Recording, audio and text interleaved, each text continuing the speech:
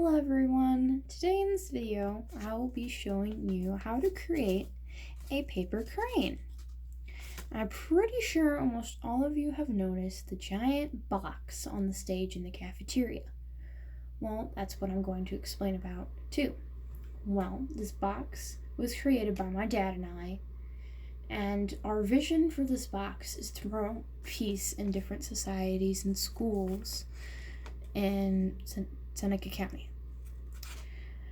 This box has already been outside the courthouse in Tiffin, and my dad said that he didn't really care about what happened to it afterwards. So I talked to the principals, and they said that it would be okay if I brought it here.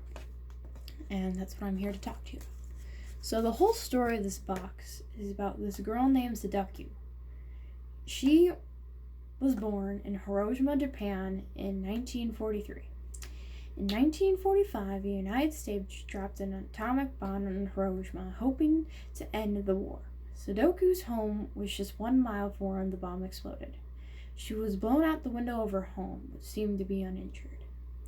In 1954, Sadako was a member of her track relay team. She began to feel dizzy during the race. Swelling of Sadako's back body led to the diagnosis of her acute lymph gland leukemia. It was believed that exposure to radiation from the bomb caused the disease. She was given 1 year to live. In Japanese culture, there is a legend of the paper cranes. If one folds 1,000 of these, the folder is granted a wish. When hospitalized, Sadako set forth to fold the cranes. During her stay, Sadako would fold cranes from anything she could find. Gift wrappings, bandages, cards were quickly turned into cranes. In the story, Sadako and the 1,000 paper cranes, Sadako continued to fold cranes throughout her illness. Her favorite crane was a crane folded out of a gold piece of paper. Sadako loved how the light reflected off the crane. In the story, Sadako folded 644 cranes. On October 25th, 1955, Sadako died from the leukemia. She was just 12 years old. After her death, the children of Japan came together. They published a collection of letters to raise funds.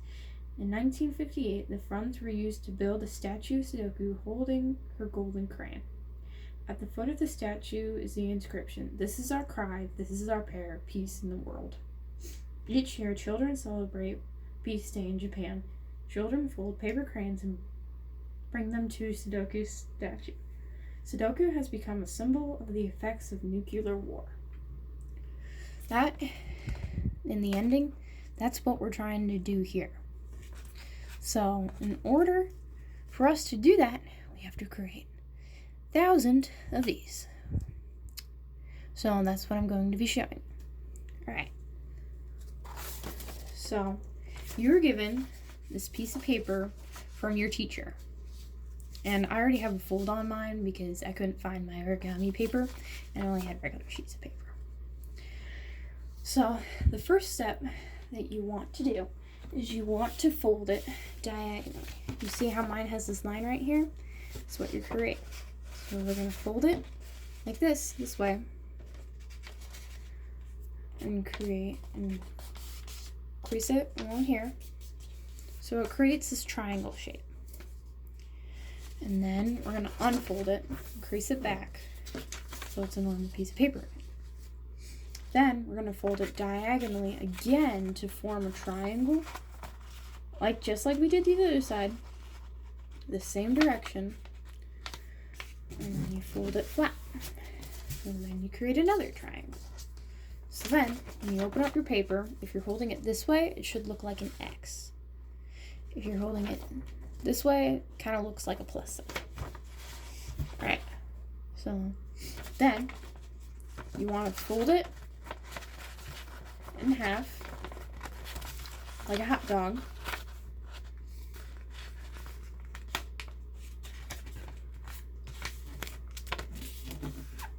So it looks like this. And then you unfold it like you did with the other two sides. flatten it out. And then you want to fold it longwise, like a hamburger.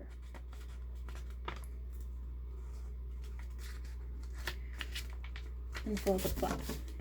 And you don't fold. So now you should have about 8 lines on your paper. Okay. So, next step is kind of tricky. You want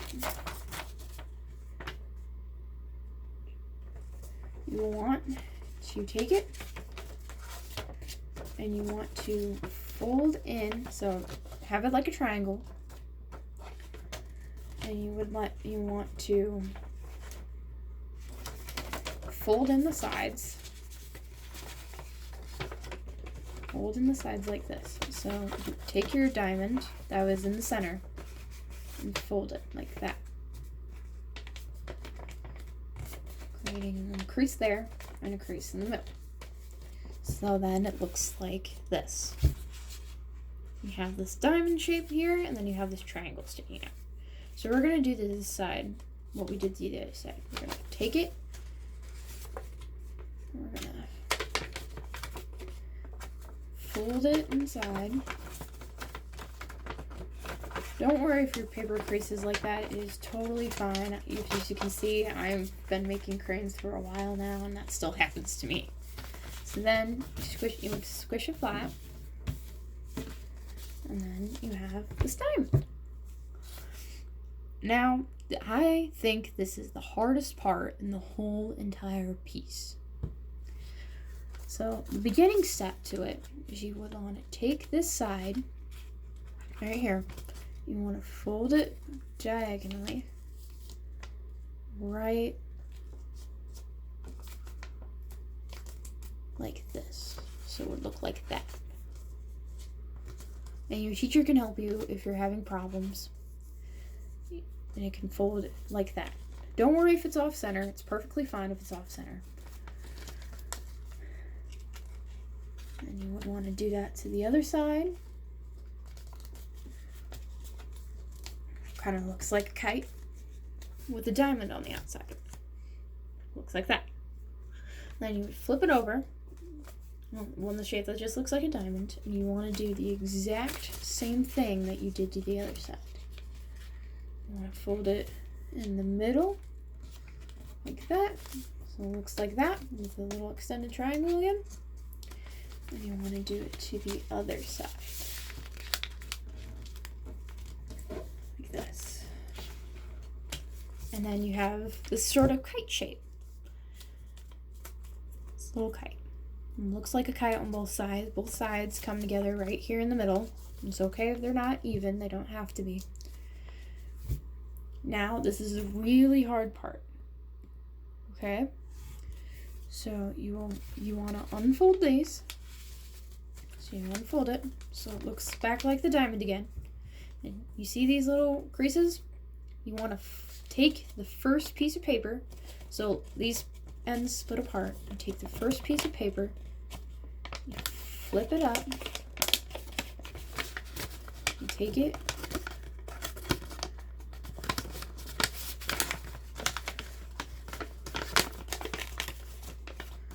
and you want to kind of push it all the way up. So these pieces right here, you take it and you flip this up, and these pieces right here will fold inside. It's okay if your paper wrinkles just a tiny bit, and it's okay if your paper doesn't go all the way up into a point right here. It's perfectly fine if it doesn't. So there. Now you have one side. Alright, so I'll show you again. So you take it, you have your diamond, you take it, you flip it up, so it kind of looks like a giant mouth, and you want to take it and fold it in the inside of the mouth, so then it looks like this. And then you want to do the exact same thing to the other side. Now I think it's easier to do it the second time because you've already done it once. I'm going to come together at the bottom, fold in,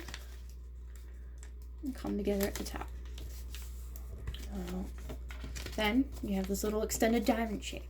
It looks a giant diamond. And it opens right here. So then you flip it over and you do the exact same thing to this side. So you want to flip these open. You take it. You flip it up. And I want to say that it folds kind of at the middle down here, right here. But it kind of doesn't. It's kind of like 3/4 of the way there. And you want to fold this in again so it comes together in a point. It doesn't have to be in a point. It doesn't have to be perfect. And then you do the exact same thing to the other side. And fold it up so it comes alongside the other one. And then you squish it flat, and it should look like this. A long diamond, just like the other side. Two identical sides. It's okay if these pieces aren't together all the way, or if your corners don't match up. It is perfectly fine. It just makes your bird unique. Okay, so then you want to flip it up. So you see these two flaps here? Okay, so when you're looking at your mouth, you see this bump, this line right here? This bump? You want to flip it.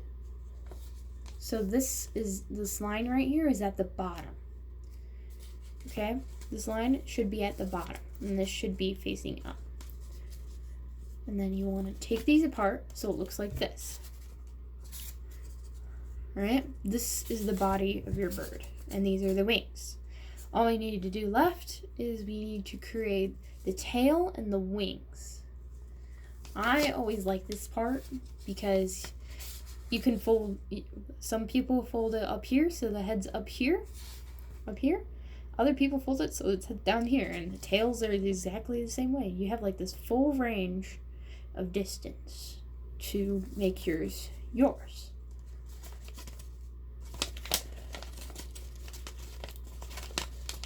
So then you want to fold it inside. You want to take it like this. Your diamond. You see it up here. And you flip it open so it looks like a kite again. You take this and you fold it up. And then you close it. And you want to crease it right there. So you see how this creates this stick shape?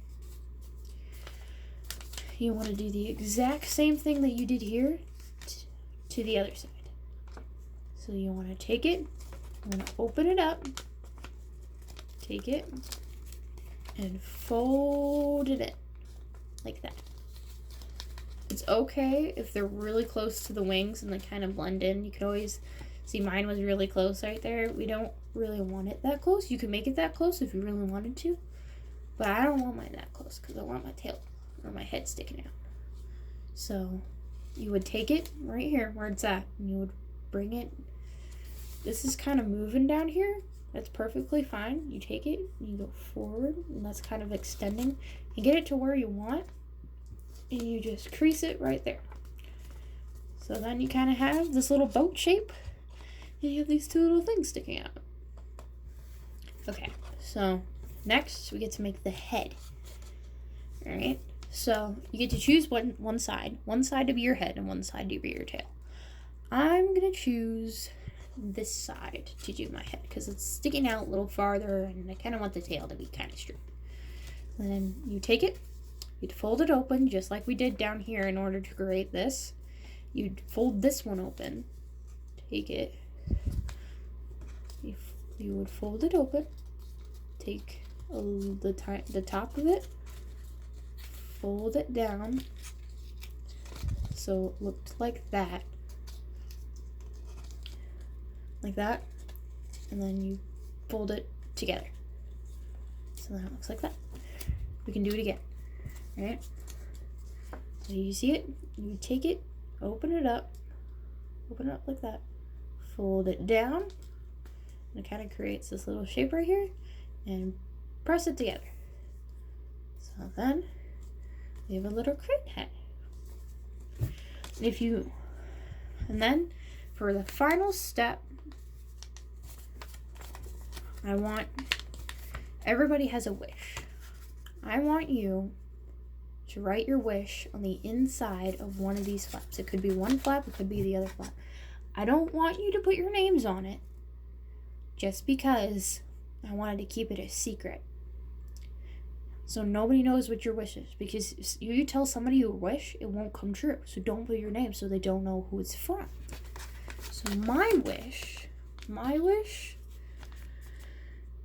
is for world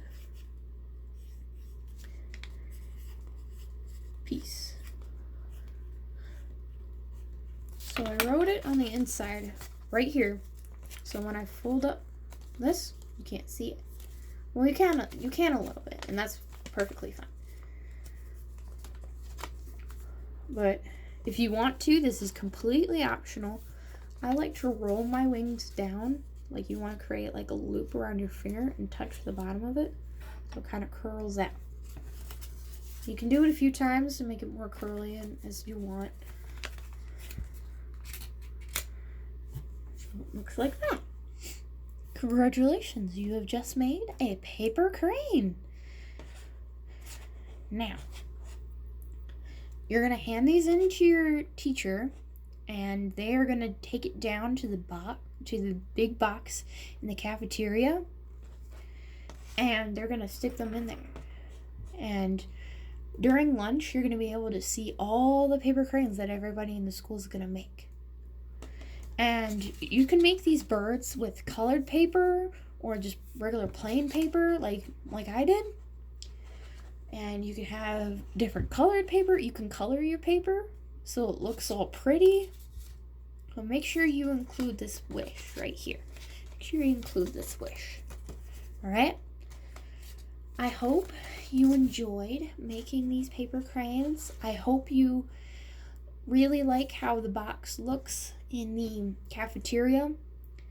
And just my advice to you is to be kind. Be friendly, say hello to people. If they're having a bad day, tell them a joke or something.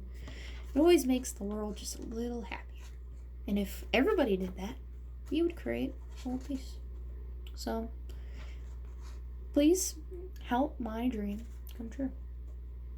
Alright, bye. Have a great day here at Seneca East.